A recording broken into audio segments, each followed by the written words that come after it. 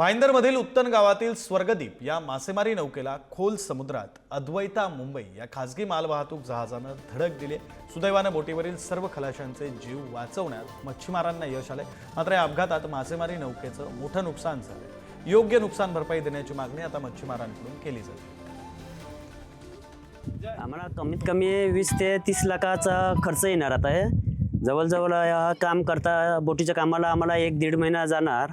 तर सरकारकडून अपेक्षा आमची आहे की 20 ते 30 लाखाचा आम्हाला अपेक्षा आहे, म्हणजे अपेक्षा असावी की आम्हाला एवढा खर्च आहे।